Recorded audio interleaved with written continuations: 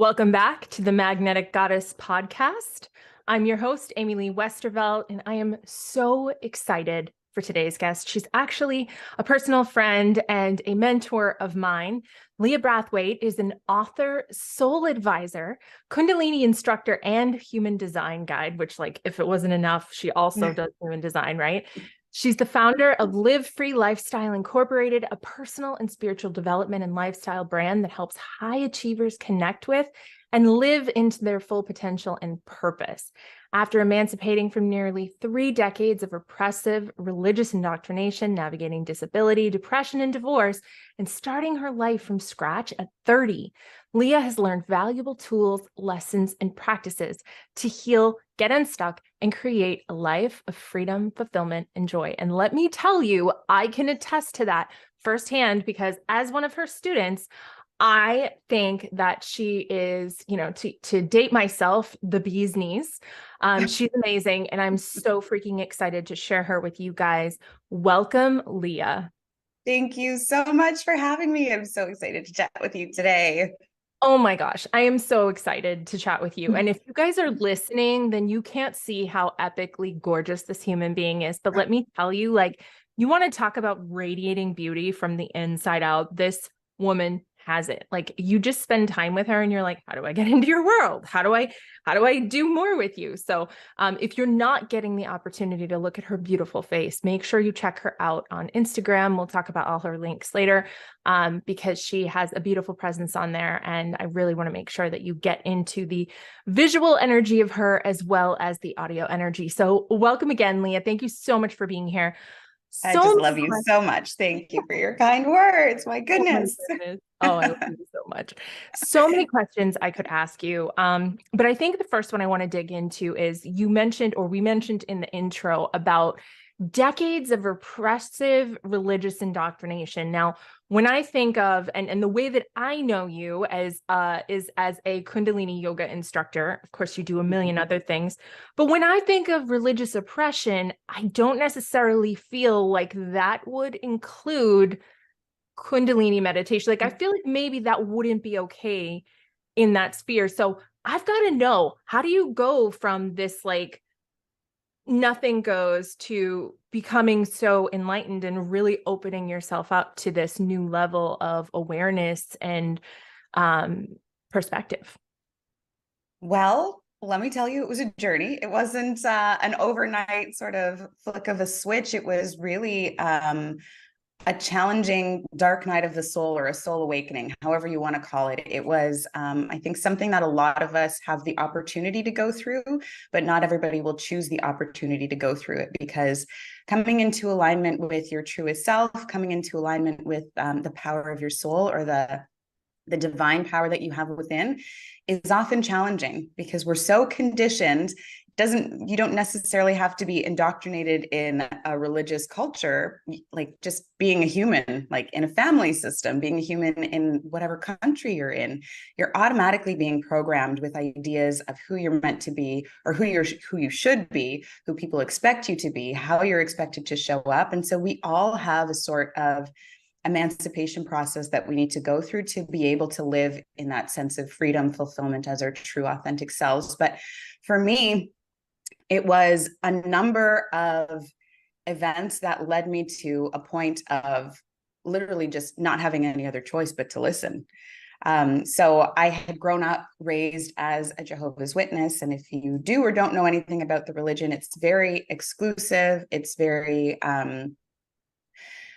dogmatic in its belief structure, and it's very much a closed system. So while you might know Jehovah's Witnesses as going out and knocking on doors and trying to get more people into the religion or into the practice, the community itself is quite closed, and questioning of authority, or coming up with your own ideas, or even excessive interaction with people who are not part of the church or the religion is frowned upon, because there's a fear of influence coming in. There's a fear of, we can't control everybody else, but we can control what's in here. So we're going to stay in here. And if you want to go and play outside, you can, but you're not allowed to talk to anybody else. So Disfellowshipping is something that happens when you break one of the laws that are appointed by God, apparently. And then you're kind of kicked out of the experience. Your family can't talk to you. You don't have contact with anybody in the community. And the damaging thing with that is that you're raised to only be in this community. You're not meant to have friends outside of the community. So if you have any inclination of leaving, you have to leave everything behind. So that was always a fear that I had, even though there was a lot that didn't sit well with me in what I was being taught, in what I was learning, even in what I was sharing with others. I didn't feel like I had a choice beyond that. It felt too scary to leave what I had known my whole life. And so I spent longer in that environment than I knew was good for me. And I started to develop all kinds of things that were little signals that I was living out of alignment with my truth. And it starts with like little whispers. It starts with some anxiety. It starts with some jealousy. It starts with some insecurity. It starts with those little things that we think, oh, well, everybody's a little bit jealous, or, oh, well, everybody's a little bit anxious, or, well, everybody has this and this and that. And those are indications of a misalignment with self and environment. It's an inadequacy that you're feeling internally.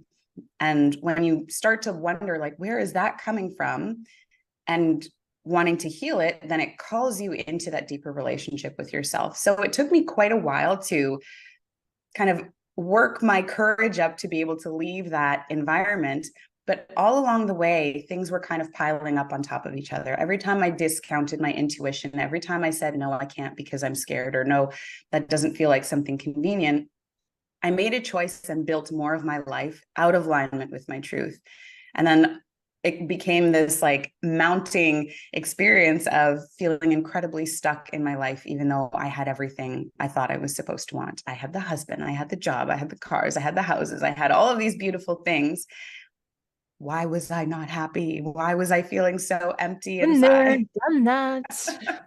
Yeah. And I think a lot of us get stuck in this looking outside for our indicators of what our lives should be instead of referencing from an internal space. So I had gone through getting the job, getting the house, getting the husband, feeling just more and more anxious, more and more disconnected, more and more stuck. And so thinking that I needed more and more things. And in that pursuit, the awakening process started to happen. In my job, I developed a disability, like a debilitating nerve condition that ended my career as a dental hygienist. I almost lost function of my hand. I just was not able to use my hands and have sensation in my The fingers. And it universe is was like, maybe you're not getting it, Leah. totally, they're like, wow, she's very stubborn. Must be that 3-5 like in her. She's really got to do it the hard way to figure it out. So I was in a career for about 5 years that I knew wasn't my deepest soul's desire, but it was real practical. It made so much sense on paper. And over time, it was like the universe was like, okay, she's not getting the message. It's time for the 2x4. Boom. Like it seemed to appear out of nowhere. My neurologist, my physiatrist, all of the doctors were like, well, this is weird. And it's weird that it's not getting better.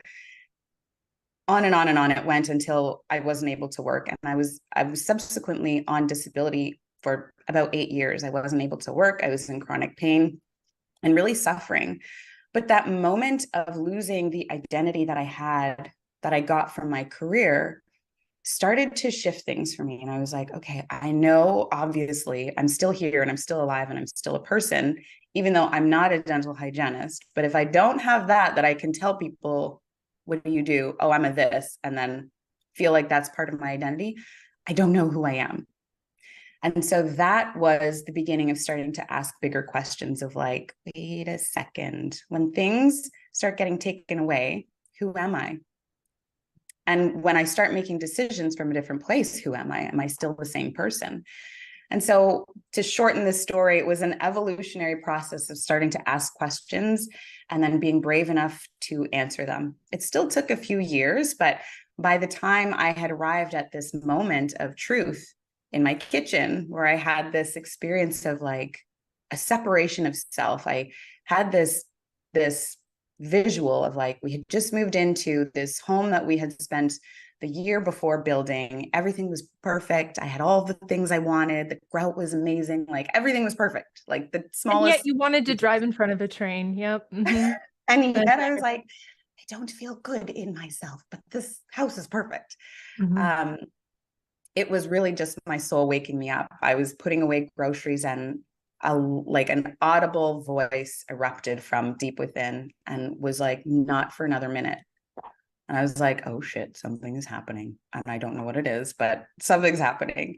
And I could sense those two parts. There's this part that's saying, not for another minute. And this other part being like, not what for another minute. So I'm having this conversation between my soul and my ego self. And as I'm looking around this beautiful home, I'm like, how did I even get here? Like, I don't feel like I'm in here. I don't feel like this is actually my life. Like, I can't do this for another minute. I can't pretend that everything's okay. I can't be the good wife, the good Christian, the good church girl, the good things that everybody has this expectation of me being. And in that moment, I knew if I stepped through this threshold, my life was going to change completely. And I knew that I didn't really have any other choice. I was like, I can't imagine going another minute with this sense. So I have to start telling the truth. And that was the first moment. My husband at the time came up into the kitchen to start helping me put away groceries. And he kind of looked at me like, what the heck is happening in here? And it was the first time that he's like, are you okay? And I said, no, I don't know what it is, but I think I need to see a therapist. And that was like the biggest exhale from my soul. It was no longer me trying to be perfect, me trying to hold it all together, me pretending that everything's fine. It was actually telling the truth. And that little seed of truth started to become these breadcrumbs that I started to follow. And every moment after, it was like, what's the truest thing? What's the truest thing? What's the truest thing? And that's how I rebuilt that connection with my soul. Oh my gosh, it is like, not only does that remind me so much of my situation with my first husband, with like, I had it all. I had a condo on the ocean. Like literally every day I could wake up and like do, sun salutation to like China. Like I could, like, it was just like a debt, straight epic everything. Like we had just had the bridal shower and all the stuff came and it was like, you know, couldn't want for anything, had a great job. And I was so miserable. Like I was just like, I don't even know what's going on. And it took a flood. Literally, I was on the third floor of a condo building and we had wind-driven rain and FEMA wouldn't do anything because it wasn't flooding. It was wind-driven rain. So they're like, this doesn't get covered. I'm like, of course it doesn't. Why would it? Like, why would you cover this under the policy? And my whole condo got destroyed. And I had to get rid of my cats. I had to go get an apartment, even though I had a mortgage. And my marriage imploded and all that. So like when source, God, universe, higher power wants to get a message to you, it's going to happen. And if you don't listen, like your third floor apartment on the ocean will flood, It just or gets your progressively louder. yeah, it's like, what do I need to say to you? Like you're off track. And I think it's really interesting because you and I, we go so deep, right? Like I'm like all Scorpio and like you're the 3/5. And so like we can really have these deeper conversations. And it's interesting when you were talking about the higher self and the ego self, there's this understanding, there's a part of us that knows better. There's a part of us that's here for the lesson, here for the journey, here for the development, the evolution. Like you always say, truth is my identity, right? Like for the truth, there's a part of us that's there for that. And then there's this like piddly little human that's like, I don't understand. How come I can't have this life that I want? Like, and that, for lack of a better word, that butting of heads, we don't understand sometimes. And then in hindsight, you go back and you're like, well, thank God. Thank God. I remember when, I broke up with my first husband, I remember like I couldn't eat. I was like a size 0. I was like, all I wanted was him back. And God love you, Brian, if you're out there listening, the thought of being with him ever, like I never would have had what I have, but you don't understand that at the time. And I'm not really saying that for your benefit as much as for the audience. Like when you feel like when the stuff hits the fan, Sometimes, yeah, it's bad luck. Sometimes it's whatever, but sometimes it's your inner architect that's like, wait a minute, this is not going the right way. We've got to put a roadblock here so that she gets on back on the path, back on the trajectory of what she wanted her soul to do here. We can't Yeah. let her down, right? Like she doesn't have the benefit of being able to see through the veil. We can't let her down. We've got to do something drastic. And in your case, it was like crippling you. In my case, it was pouring water on everything that I loved, right? And so it's just so interesting to me how those parallels, like, yes, like of course. And you look back now and you're like, well, thank God. Thank God that happened. But at the time it was like, why does God hate me? Why is this Yeah. happening to me? Why, what When did you're I in it, it do? doesn't feel like this magical experience that you're conspiring with like God, the universe, and source to like really create what your soul came here to experience. But the flip side of that too is that none of these things are really personal in that way. And so when I think back to the job that I had, the person that I married, the friends that I had, the way, even the way I was, there's no shame in it. And I'm not beating myself up for those experiences because it was aligned to a version of me that I had created, but it wasn't aligned to the truth of my identity. And so none of those things, none of those people, none of those experiences were inherently bad or wrong. They were simply giving me an experience of myself in a different version of being. And so I don't know how deep, heavy we can get. Like we could go deep. I know you and I together can, but to keep it more sort of broad and general, my belief is that that's the whole point. And we've had this conversation before. A lot that we learn or that we speak to in Kundalini is about allowing that potential creative energy within us, that divine essence, God, if you will. And in yogic tradition, we call it the generating, the organizing, and the delivering power of the universe, which is God. And it's to have that experience through us, to move that energy through us so that we become conscious in our creation of our reality. We become creators through our highest identity, which is truth, or that Satnam that I'm always talking about. And for us to have that experience, there is a measure of polarity that is existent on this planet. We came here in this incarnation in a limited physical form to have the experience of that divinity butting up against limitation. And so it's like, how do you know how high something can be if you don't know that there's a lower version of it? How do you know how cold something is unless you know how hot something can be? And so as a 3/5, I get to experiment on those extremes and like, but there's this comparison that we move through. And it's not to say you have to have your apartment flooded and all the things that you love be destroyed or become crippled with disability to experience your divinity. Not everybody has that in their life, in their chart, in their soul's mission, but some of us have signed up for the meal deal to have that full experience so that we can find neutrality in those polar opposites and recognize the divinity of truth. That is, we are here incarnated to have the experience, the expression, and the expansion of our souls. And so every experience that we have is actually serving us, is actually helping us to have that experience. And I always think back to this one particular psilocybin journey, where I came out of it with just this one quote was like going through my mind over and over again. And it's the question that Einstein posed: is the most important question to answer is the universe friendly or not?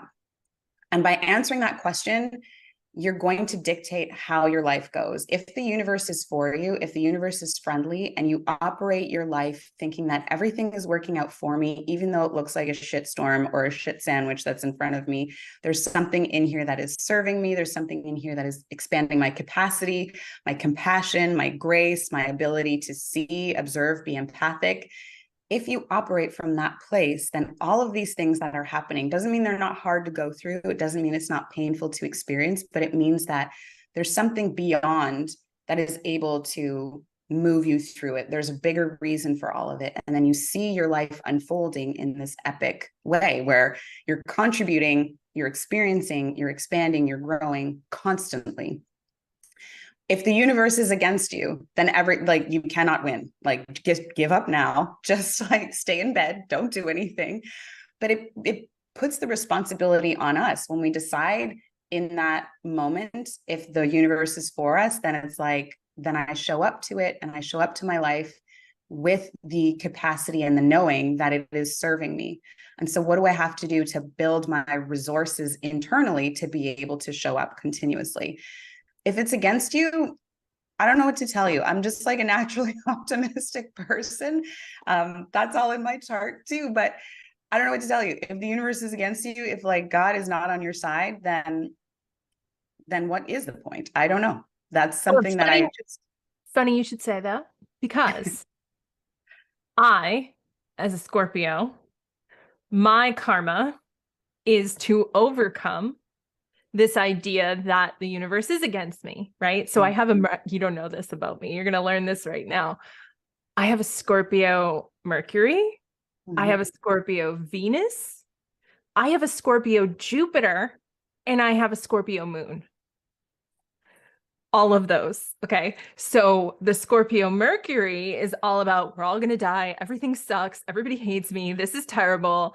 And so my karma in this life, being, choosing to be a Scorpio, is to get to that place of the universe is friendly, because the conditioning and the existential belief is that everyone's out to get me. Yeah. Eventually I'm going to have something horrible happen. People aren't good.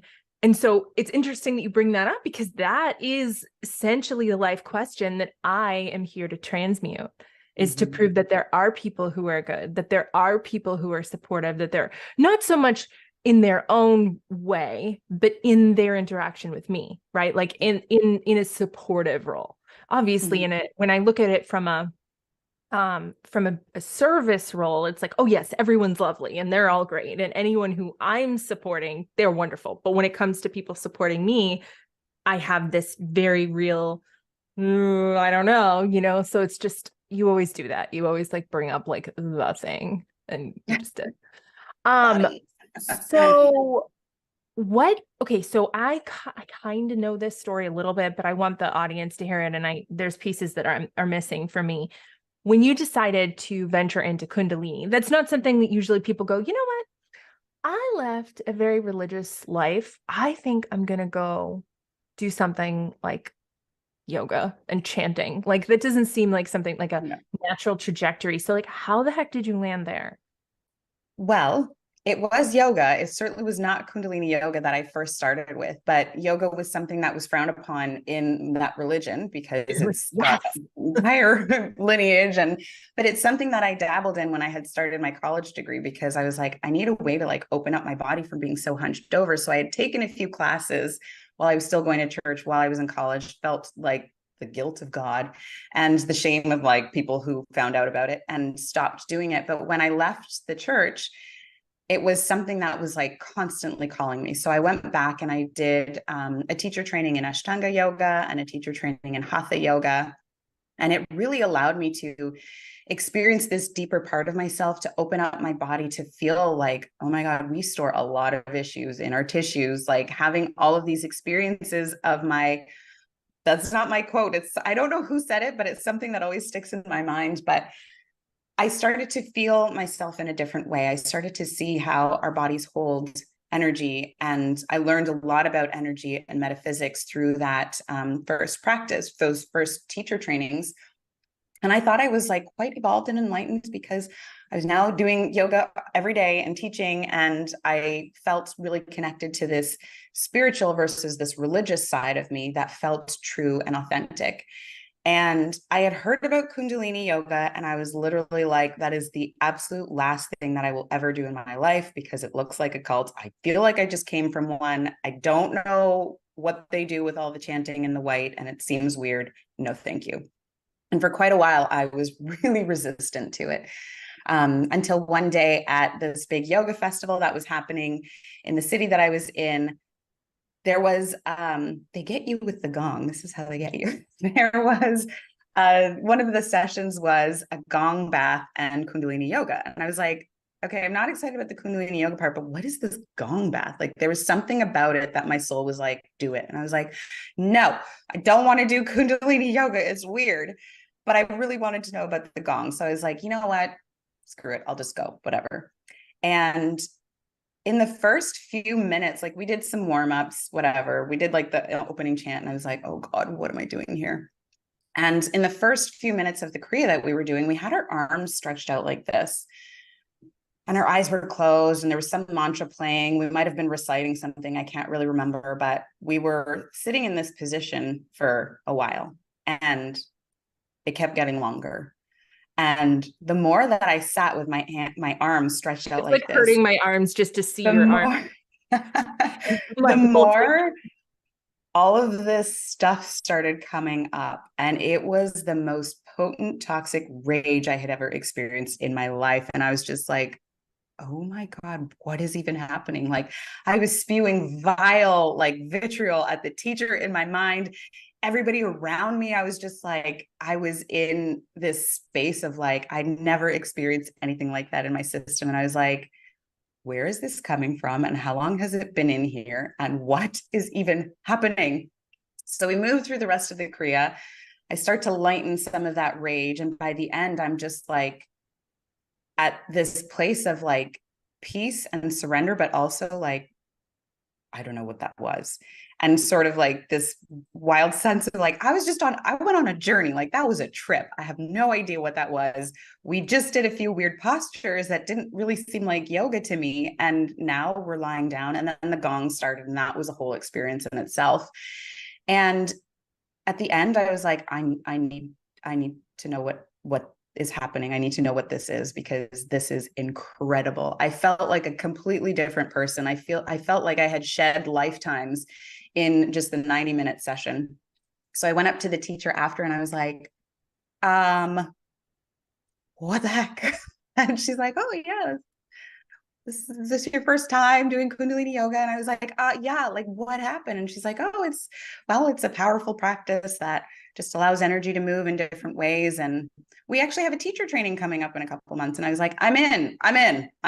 The girl who was like, I will never ever do Kundalini yoga signed up for a teacher training. I started immediately after.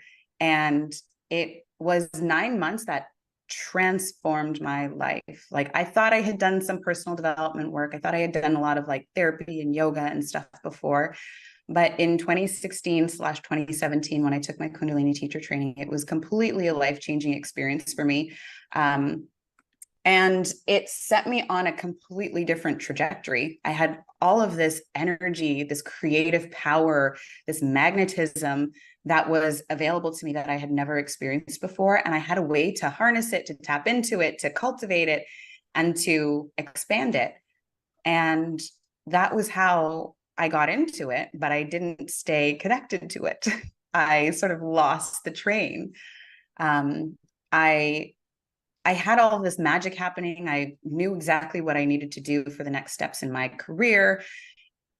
Things kind of progressed from there. I wrote a book that opened so many doors. All of a sudden, I'm in like this new big arena, and I'm just this like little fishy. And I'm like, oh shit, I'm an author now. And I'm apparently like, now I'm a coach because I developed this program that I'm teaching that my book refers to. And this is what I do now.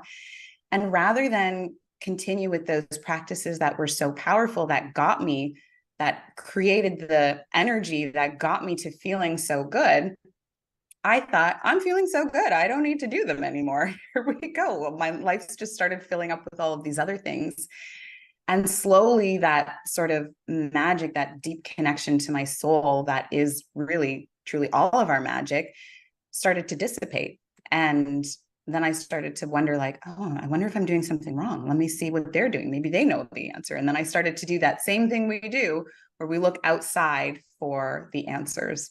So that was like the journey from like the experience, the divinity within, and then the forgetting. And then now in the last 9 months, it has been coming back to these practices. And oh my God, it's just this feeling of like, this was available to me the whole time. And I got so distracted by all of this other stuff and thought that I needed to spend $100,000 on other people's programs and coaches and all of this stuff so that they could tell me What does what I that feel already like? knew. Yeah. Right. It's a wild journey. And this is that whole idea of like polarity. We experience our divinity through our limitation. We come into the world the most powerful, potent things that we could possibly be, like here to absorb everything. And then we forget it as we get And we older. And then spend we our lives remember it. talking ourselves out of it. Totally. And it's this constant circle of like remembering, forgetting, remembering, forgetting, remembering, forgetting. But if we can stay in the devotion to remembering on a daily basis with like simple practices, then we don't get so far off course. We have this anchor to keep coming back to, and we have the ability to resource from within simply by sitting with ourselves in a practice that allows us to experience the totality of ourselves. Which I'm experiencing firsthand because like I Yeah. said, full disclosure, I am one of your students. I'm going through, it's day 4. And I definitely, for you guys out there, I definitely struggle, right? And I think that's normal. Like it's Yes. not easy to sit in the same spot for 18 minutes. Your brain literally comes up with reasons that you've got to not do this. You don't Yeah. actually have to have anything you've got to go do, but it assures you that there's a better way to spend your time. And it wasn't until I think it was day 2 where I was just like, listen, let me just say something to you, brain. We're not doing this. Like we paid for this, we invested in this, we're doing this. So you can kick and scream all you want. I'm going to ignore you. And it was like, fine, but I'm not going to like it. And so, so it's definitely starting, it's definitely starting to become easier. Do I look forward to it yet? I don't know, but I don't think that's what it's about. It's not about, I will say that it has created already in just day 4 immense amounts of focus, which is something. So this is interesting. And you guys will really get a kick out of this. I personally am a walking dichotomy. I have a deep desire to be organized and I am a hot ass mess. Hence why it's all blurry back here because my bedroom looks like, someone threw up in it. But what I've discovered recently, especially digging into my Scorpiosity, for lack of a better word, is that everything about me is meant to be deep. Like I've got to go deep. I can't have superficial conversations. When we get on this podcast, yes, I ask some questions about people and kind of like, what their upbringing was or whatever, but eventually we get into the meat, right? But what's interesting is as a woman who has diagnosed ADHD, it's very hard for me to focus enough to go deep. So I've got this plate tectonics of back and forth between I won't be satisfied until it's deep. And yet that's the hardest thing for me.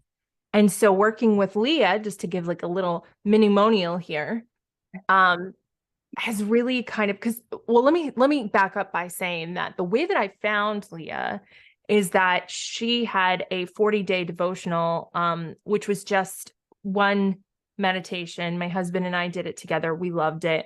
And then she kind of like disappeared I was like, what's she going to do? What's she going to sell? What's going to be the offer? Then there wasn't one. And I was like, huh. And then, and then she came back with another one that was called The 10 Bodies, which you guys, I think she sold it. I don't know if she still is. I'm putting her on the spot. I just haven't promoted it very much.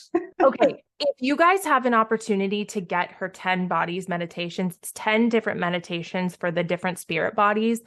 It is mind blowing. I begged her to give me access to it because I was a private client and she loves me. And so she did. It is some of the most revelationary. Wow, we're really big on words today, Emily. Revelationary energy that you will have. Like it is phenomenal. And I know she was offering it at a pretty no-brainer price before, and she probably will again. So definitely check that out. But after that, she did have an offer. And I think, was I the first one to jump on it? Was I like, there was somebody before you that was like, that had inquired. And I was like, I'm literally just about to offer this. And I was like, thank you, God. Cause I was like, if this is where I'm meant to go, open the doors. Yeah. And she messaged me and I was like, this, okay. And then you were literally the second, as soon as I announced it publicly, you were Yeah, yeah, like the yeah, that's what first. I mean. Like as Yeah. soon as I knew it existed, it was a Yeah. yes for me. Like it was a sacral yes to the nth degree. And why did I bring all that up? Because the thing was that when I started to, decide to do this work, the focus was really what I found when I did the 40 day. The focus was really there for me. It was a whole new level of like my eyes are open. I'm categorizing what I want to do next. And it was allowing me to access depth in a whole new way. So thank you for that, Leah, Oh my gosh, because my honor and pleasure. yeah, it's been absolutely amazing. And I'm so delighted that I still have 36 more days and then I'm going to figure out how I can stay forever. Um, so speaking of which, Mhm. how I know that that one doesn't open again for 40 days. You guys are 36 Mhm. days. Is there like if people are just like Leah, like I'm a zombie for you, like how do they work with you? Where do they get into your world? Tell us all the things.